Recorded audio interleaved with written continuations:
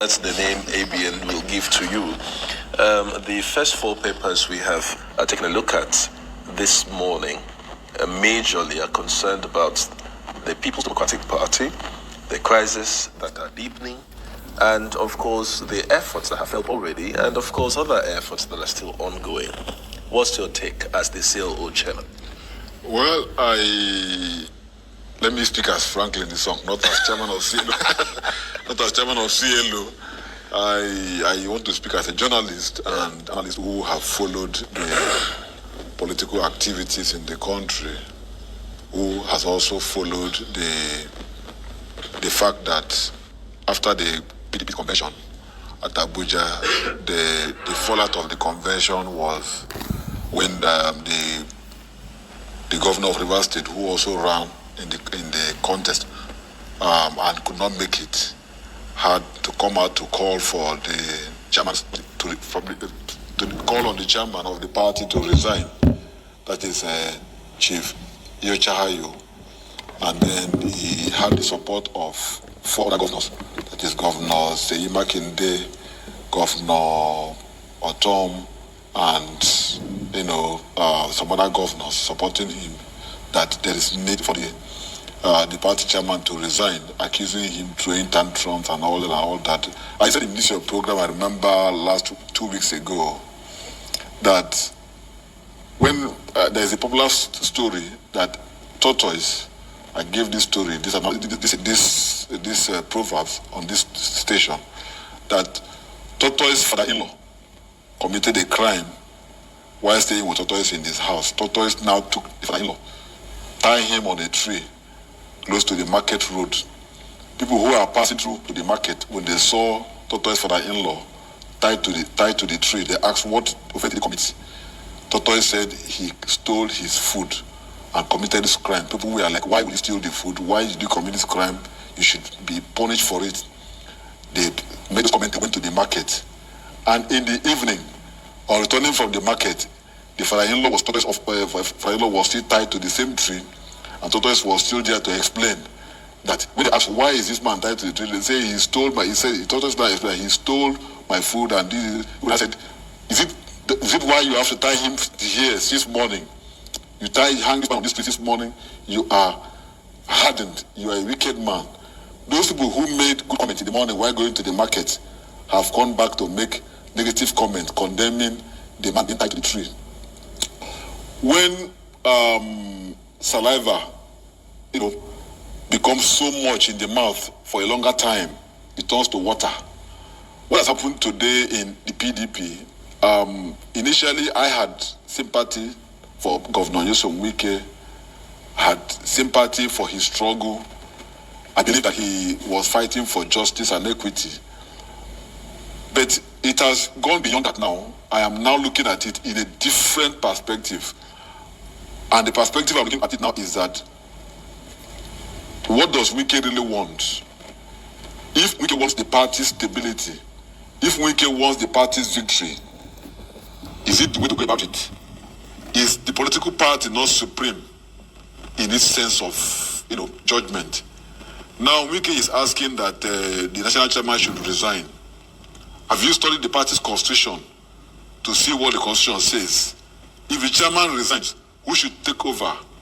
Can the position of the national chairman be given to someone from the south when the constitution says that where a chairman, the chairman of the party resigns or becomes incapable to function, the deputy chairman from the same zone, from the same region where he is from, will take over? Have you seen that the party has structure like the national secretary in the south? And then these positions are shared, are zoned. If you now say the chairman should resign, chairman resigns, what happens to the chairman? Will he also resign for this? So the chairman should now be zoned to the south. If the chairman is now zoned to the south, what happens to the secretary of the party? Will he now resign for the secretary to be zoned to the north? This is the confusion that will, come out of. And still in the midst of that confusion, where was the constitution of the party when the national chairman promised Governor Nyesom Wike that if the presidential candidate emerged from the north, that he was going to resign? Where was the constitution of the party when the presidential candidate of the PDP, Atiku Abubakar, upon emergence, went to Governor Nyesom Wike to tell Wike that you must go. Also, what were they thinking? Were they not chieftains of the party?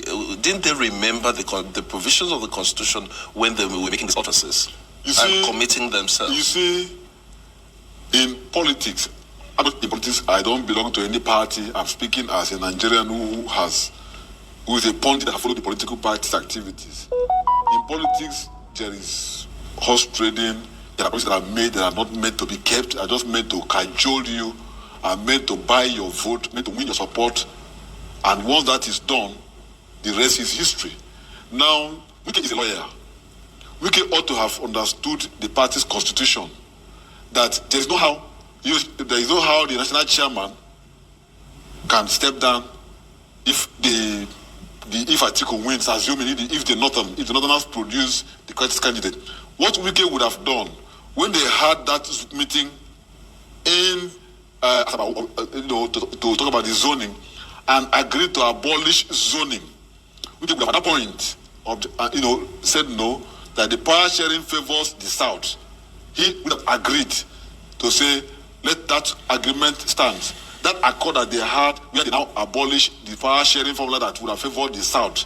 If Wike had objected, and then the party go ahead to allow Atiku to contest, it would have been a different issue. That he objected to the agreement that was reached, that zoning be put aside, everybody should contest, because he thought he would win.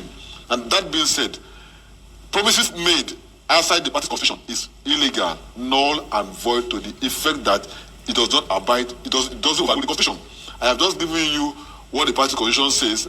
I'm not a party man. I have read it to see that if Wike's agitations are to be kept, there will be a huge confusion in the party, because right now, about a few months from now, you have elections, and you're saying, let us begin to swap all the offices, because all the parties, what that means, what now implies is that all the offices that is in the north will now come to the south.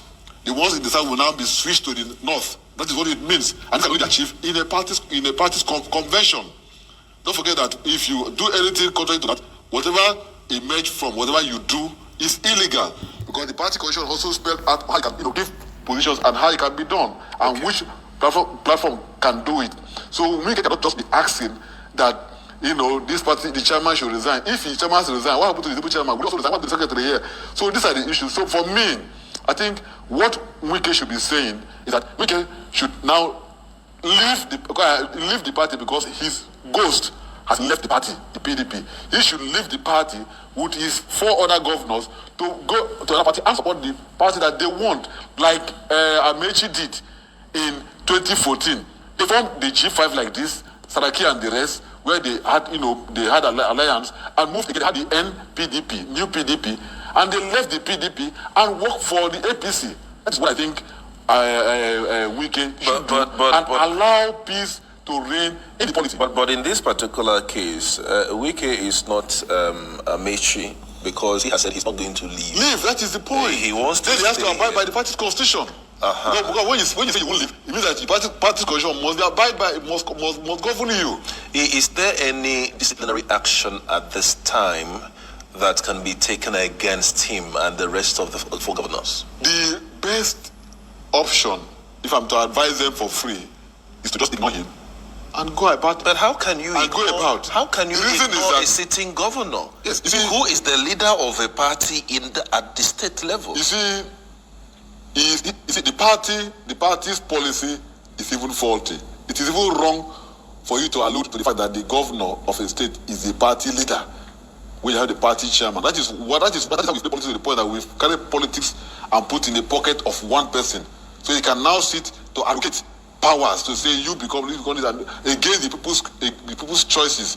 It is not true that one man is the party leader. The governor is the governor of the state, of all political parties, whereas the party that he belongs has a chairman. So he's a governor of all the parties, not just a governor of his party. Even though he went through that office through his political party. So there's no how you can say Buhari, for instance, is the leader of the APC in Nigeria. It is wrong. That idea is completely wrong. We have the party national chairman. It should be that the Buhari should govern the country and mind the governance, while the party chairman should mind the party activity, because Buhari is the president for all the political parties, while governor is the governor for all the parties in the state.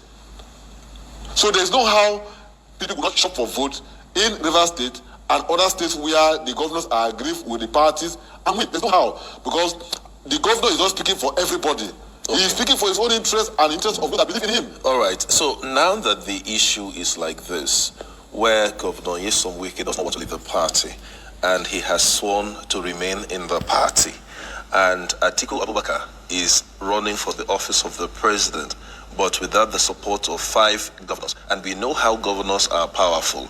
As leaders of the party, whether the decision of the leaders of the party is correct or not, but currently they are the leaders of the party, and they are instrumental most times to the successes of the presidential candidate.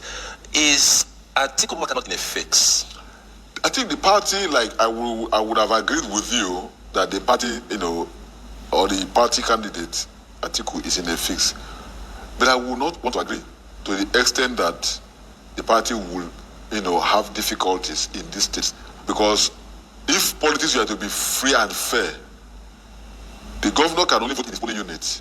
He will not go around the other polling unit to vote. If we were to do your vote count, you know how the governor will go around to the polling unit and begin to check who is voting for what. He doesn't have such powers. So if we were to do true democracy, which is what we in the civil society believe, the governor can only speak for himself, for his own vote.